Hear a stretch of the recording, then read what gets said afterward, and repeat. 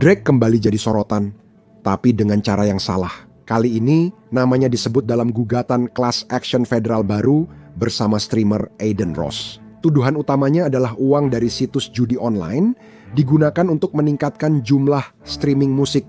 Kami memiliki pengaduannya, kami memiliki tuntutan hukumnya, dan kami akan menjelaskannya untuk Anda sekarang juga. Selamat datang di Sidebar dari Law and Crime. Saya Jesse Weber. Drake kembali jadi sorotan hukum, kali ini namanya tercantum dalam gugatan class action federal di Virginia. Dan gugatan ini membuat beberapa tuduhan besar tentang perjudian, pergerakan uang, dan streaming musik.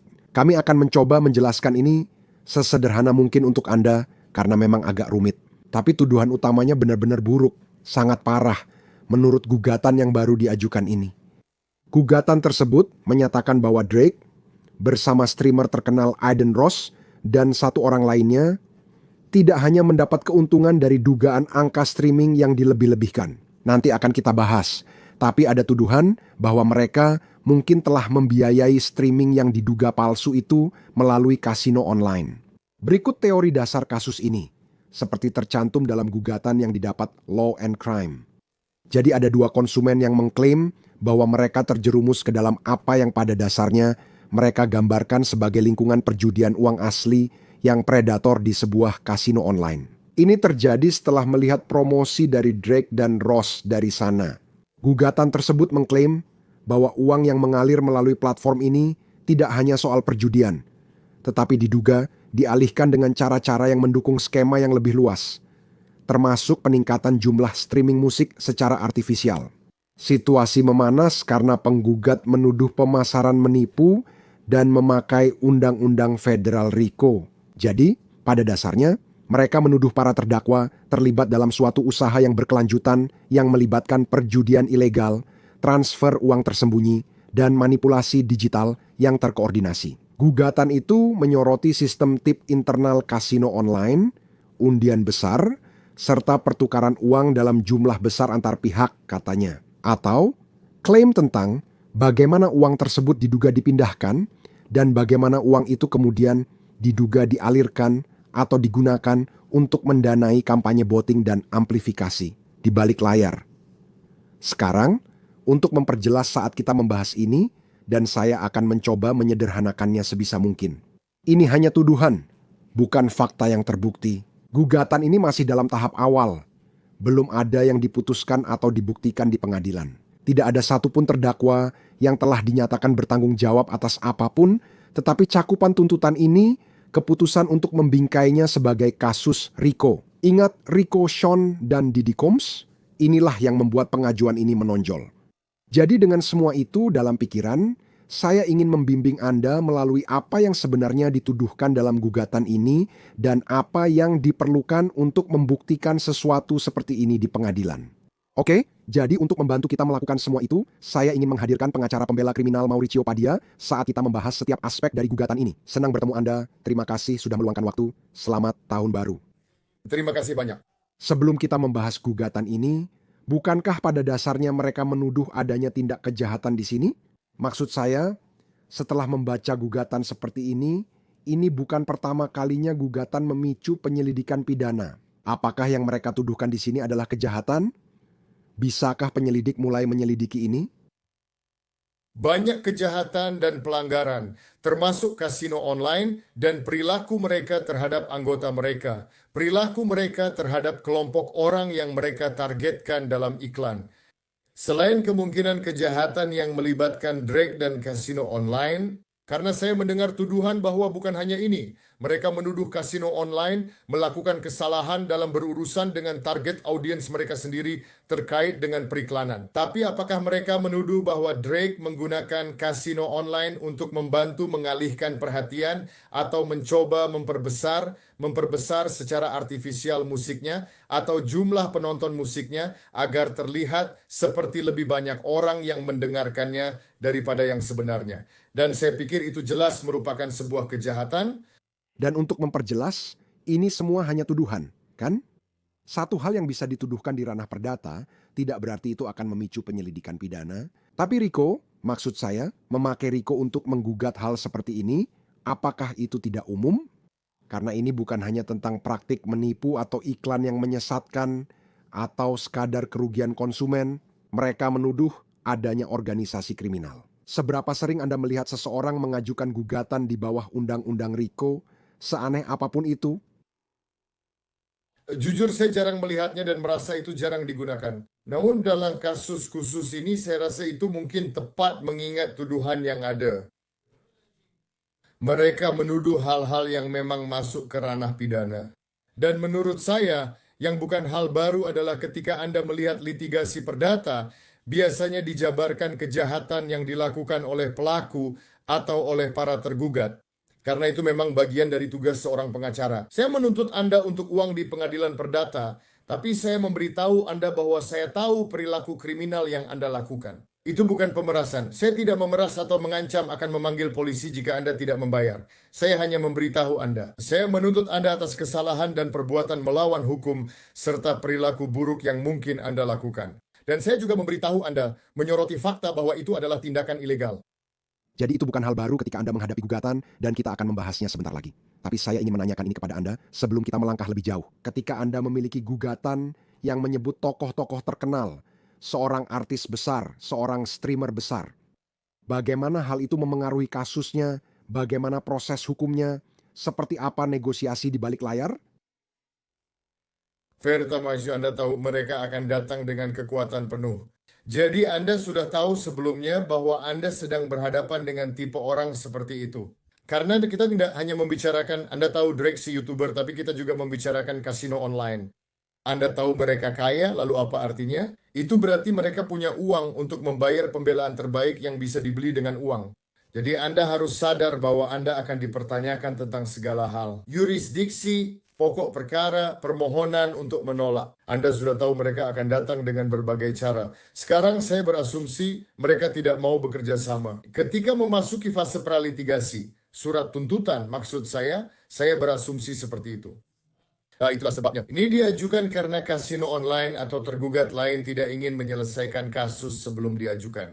Ya, tetapi bagi saya hal utama ketika Anda melawan selebriti terkenal yang pernah saya lakukan sebelumnya adalah Anda harus sadar bahwa Anda akan menghadapi sebuah pertarungan. Yang penting ketika Anda mengambil langkah pertama itu. Yang membedakan kasus ini bukan hanya satu atau dua orang yang menuntut, tapi ini adalah gugatan class action.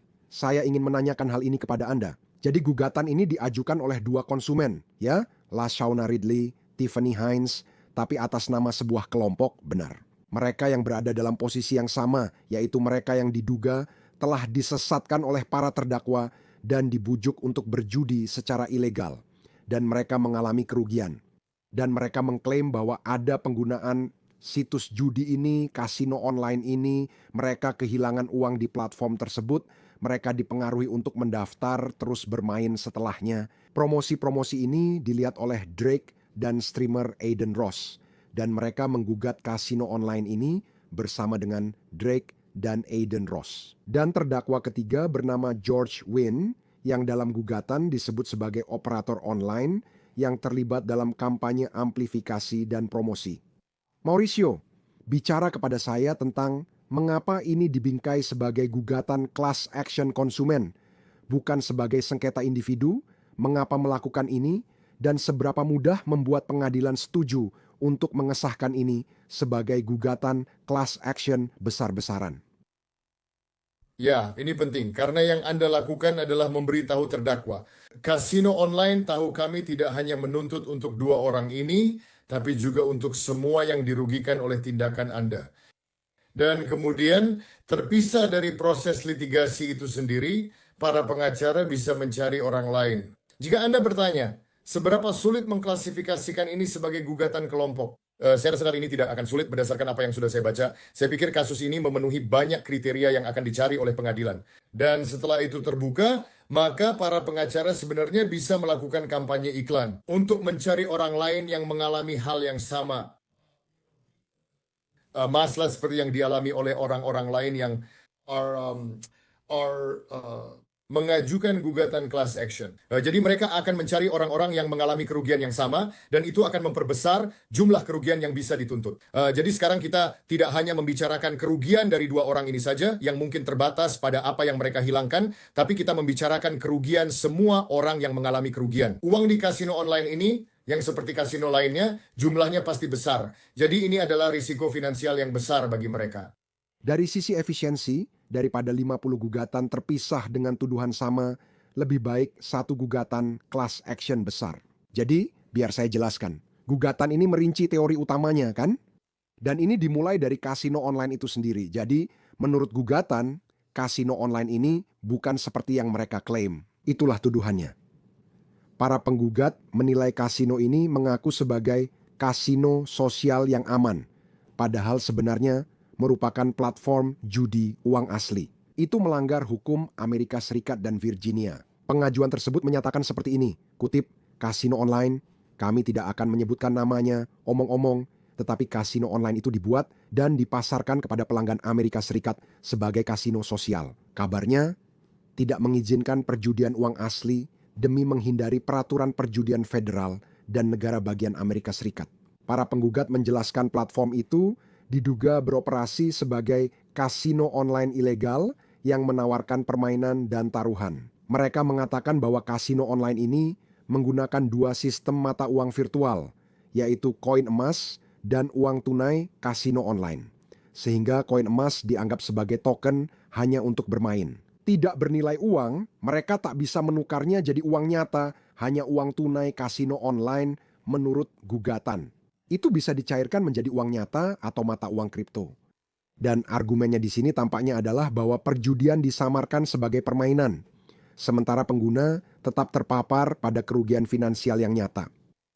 Mauricio, bicaralah padaku tentang pendapatmu mengenai argumen itu dan menurutmu apa kekuatan dari hal ini. Bagaimana ini bisa dibuktikan?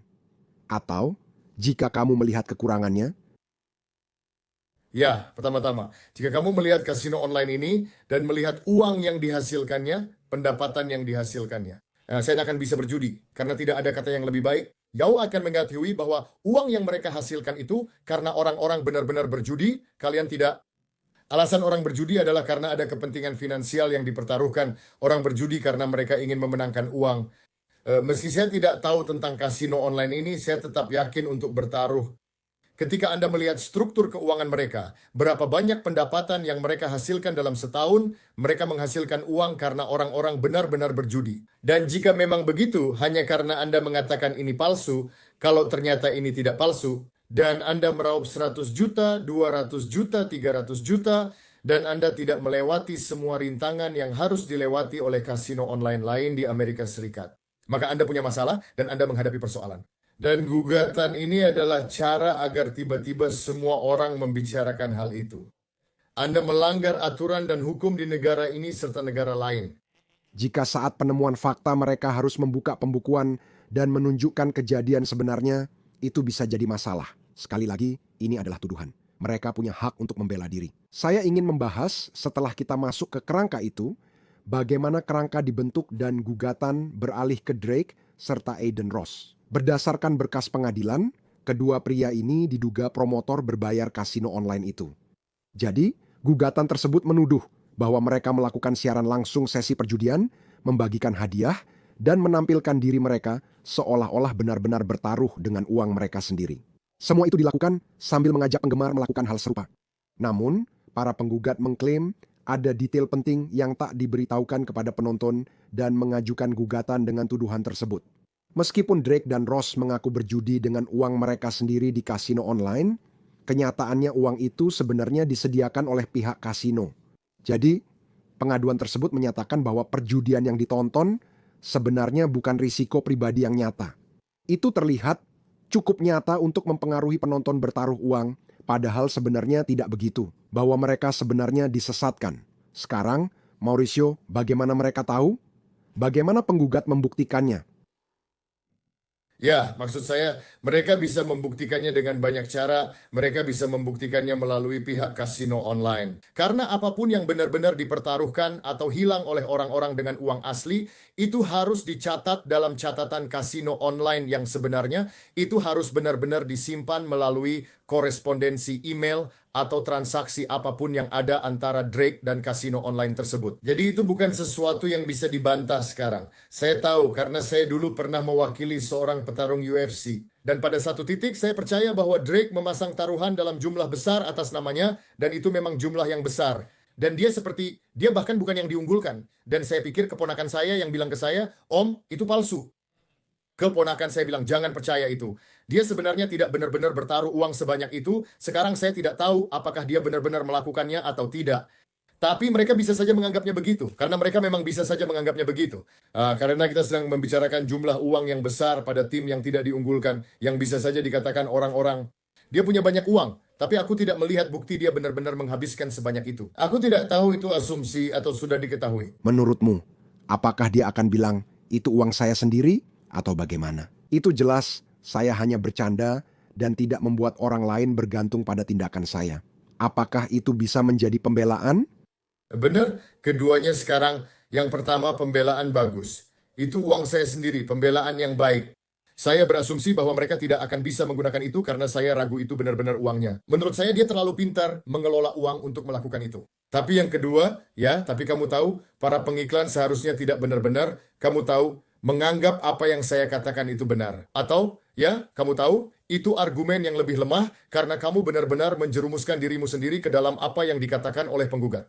Ketika kamu seorang selebriti, kamu punya kewajiban kepada publik untuk mengatakan hal-hal yang benar. Dan kapanpun ada jenis gugatan pencemaran nama baik, kebenaran selalu menjadi pembelaan. Kebenaran adalah pembelaan terhadap fitnah. Kebenaran adalah pembelaan terhadap pencemaran nama baik secara tertulis.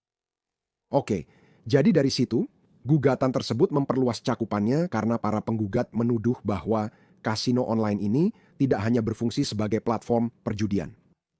Tapi ini bagian utamanya juga sebagai sistem pemindahan uang melalui fitur internal yang disebut tipping. Jadi, menurut gugatan tersebut, ini memungkinkan pengguna, termasuk Drake, Ross, dan Win, untuk mengirim sejumlah besar uang satu sama lain langsung di dalam platform. Pengajuan tersebut menggambarkan sistem tipping sebagai, kutip, sebuah sistem pengiriman uang yang tidak terbatas dan sepenuhnya tidak diatur, yang tampaknya berada di luar pengawasan regulator keuangan manapun. Penggugat menuduh uang dipindahkan lewat sistem itu. Sistem tipping kasino online tersebut kemudian digunakan untuk mendanai aktivitas streaming buatan yang kadang disebut botting dengan tujuan meningkatkan jumlah streaming Drake, memanipulasi algoritma, dan memperkuat narasi daring. Gugatan itu menuduh para terdakwa membiayai streaming buatan bersama lewat fungsi tipping kasino online. Untuk menciptakan streaming palsu atas musik Drake, memalsukan popularitas, menjelekkan pesaing dan eksekutif label musik, memanipulasi algoritma rekomendasi, serta mendistribusikan pendanaan untuk semua hal tersebut sambil menyembunyikan aliran dana. Gugatan tersebut mengutip contoh spesifik yang dinilai mendukung klaim mereka, termasuk tip publik besar yang tampak jelas antara Drake dan Ross, pemberian uang dalam jumlah besar oleh Drake bekerja sama dengan Ross dan kasino online. Dan bahkan bagaimana caranya? Beberapa hari sebelum gugatan ini diajukan, mereka menuduh Drake memberikan Ross sebuah mobil senilai 220.000 sebagai hadiah. Para penggugat menilai transaksi ini bukan kebetulan, melainkan bagian dari pola yang lebih besar. Sekarang, Mauricio, hubungan yang menghubungkan itu sangat menarik. Karena jika itu benar, berarti Anda sedang membicarakan dampak nyata dalam kehidupan. Anda membahas peningkatan jumlah streaming yang dapat menguntungkan sebagian pemain dan merugikan pemain lain secara finansial. Tapi konektivitas itu memang sangat menarik, atau dugaan konektivitas itu, apa yang menurut Anda paling menonjol dari situ? Pertama-tama, jika mereka membuat tuduhan ini sebagai pengacara, pasti ada dasarnya. Jadi itu hal yang paling menarik. Artinya mereka pasti tidak asal bicara dan tidak sembarangan mengatakannya. Mereka pasti punya sesuatu sebagai bukti. Ini sesuai pemahaman saya tentang aturan etika. Kamu tidak bisa sembarangan melemparkan sesuatu dan berharap ada yang menempel. Harus ada dasarnya. Sekarang, masalahnya dengan ini adalah ada keterkaitan dengan gugatan hukum. Tapi ini bisa membuka pintu untuk banyak gugatan lain dari orang-orang yang dirugikan oleh jenis manipulasi jumlah penonton secara artifisial seperti ini. Sekarang akan banyak artis lain muncul dan berkata, "Hey, kamu tahu apa? Seperti Medi, kamu tahu saya dirugikan karena hal ini. Kamu tahu seperti album saya seharusnya mendapatkan lebih banyak penonton. Ya, saya seharusnya mendapatkan kontrak ini. Saya seharusnya mendapatkan kesepakatan rekaman ini. Dan saya tidak mendapatkannya." Angka-angka ini sekarang sudah dinaikkan secara artifisial. Pengacara seperti ini, ketika berurusan dengan orang seperti Drake dan kasino online ini, bisa saja ada gugatan balik, jadi kamu harus berhati-hati dengan tuduhan yang kamu buat. Ya, dan itulah kenapa saya berasumsi bahwa mereka harus punya dasar untuk membawa gugatan ini ke depan. Tapi saya rasa pertanyaan dari pihak pembela, dari Drake, akan seperti ini. Saya Drake. Orang-orang menonton, mendengarkan, streaming musik saya, jadi bagaimana mereka bisa membuktikan kalau mereka tidak melakukannya? Dia populer, kan? Kamu tahu? Saya mengerti, dia populer, tapi kepopulerannya sampai pada titik tertentu. Seperti, saya akan menikah dalam seminggu. Istri saya menambahkan lagu Drake, lalu saya bilang, "Sayang, aku akan menolaknya." Hanya karena kamu tahu, terbaik yang pernah kumiliki, terbaik yang pernah kumiliki, terbaik yang pernah kumiliki. Mereka memutarnya begitu sering hingga memengaruhi pikiranku. Jadi seperti Drake diputar begitu sering, begitu berulang-ulang, sampai membuatku bertanya, ini buatan atau bukan? Mengapa kita sering mendengar lagunya? Ngomong-ngomong, kamu mau menikah minggu depan ya? Kamu mau menikah minggu depan? Iya. Oh, selamat ya. Oh, jadi itu tadi sedikit. Tadi kita sempat bahas trivia tentang Mauricio Padilla kan? Mungkin Drake juga. Tidak ada Drake di pernikahan? Tidak ada Drake di pernikahan berikutnya, oke? Semua itu sebabkan kasus ini dibingkai seperti ini. Para penggugat tidak hanya menuduh pemasaran menipu atau penipuan konsumen, tapi juga adanya usaha terkoordinasi yang berlangsung beberapa tahun. Karena itu, mereka menuntut berdasarkan Undang-Undang Racketeer Influence and Corrupt Organizations Federal dan Perlindungan Konsumen Negara Bagian. Jadi, gugatan tersebut menuduh bahwa para terdakwa bekerja sama sebagai sebuah operasi yang berkelanjutan, kutip yang didefinisikan oleh peran-peran yang jelas dan dijalankan secara terus-menerus, secara konsisten, setidaknya sejak tahun 2022. Jadi, ada tuntutan di sini atas pelanggaran Undang-Undang Racketeer Influence and Corrupt Organizations, konspirasi Racketeer Influence and Corrupt Organizations, pada dasarnya sebuah kesepakatan untuk melakukan tindakan yang menipu dan menyesatkan, yang melanggar Undang-Undang Perlindungan Konsumen Virginia. Mauricio, menurut saya jika kasus ini berlanjut, yang mungkin akan menjadi penentu adalah komunikasi. Benar begitu. Email, pesan teks, mungkin juga catatan telepon, semua komunikasi antara Ross dan Drake. Perwakilan mereka menang karena itu yang dibutuhkan. Diperlukan pemahaman dan rencana bersama. Benar? Ya, tapi dengar, kalau apa yang mereka katakan itu benar, itu ilegal, dan itu bisa jadi dasar untuk gugatan perdata. Kamu tidak bisa mengambil untung dari penonton yang dilebih-lebihkan, baik lewat penghargaan, uang dari Spotify, maupun kontrak rekaman lain. Jika itu dibuat secara artifisial sejak awal. Maksudnya, jika kamu membuat kesepakatan dengan seseorang untuk secara artifisial meningkatkan musikmu, meningkatkan rekamanmu, itu palsu. Jika kamu menghasilkan uang, itu ilegal dan bisa menjadi dasar tuntutan hukum. Apa yang kamu harapkan selanjutnya dalam hal ini? Menurutmu, apa yang akan terjadi selanjutnya? Semakin banyak saya bicara, termasuk di wawancara ini, saya sadar sejak awal mengatakannya, mungkin mereka tidak terpancing oleh tuntutan, mungkin ini adalah jenis gugatan yang memang tidak mereka inginkan penyelesaiannya, mereka justru menginginkan gugatan itu. Siapa yang diuntungkan di sini? Bukan hanya penggugat dan pengacara, tapi juga kasino online yang patuh aturan. Jadi ada banyak sekali orang tahu kan di belakang penggugat yang berkata, ya dengarkan, kasino online ini mengambil sebagian dari bisnis kami, jadi itu adalah motivasi penting untuk terus menjalankannya. Apa yang akan terjadi? Saya yakin kasino online ini punya permohonan menolak karena kurang yurisdiksi. Saat Anda mengklik untuk menjadi anggota, akan ada bahasa yang menyatakan bahwa Anda tahu pilihan hukum akan berada di, Anda tahu Siprus atau negara lain manapun, Anda tahu negara manapun tempat mereka terdaftar.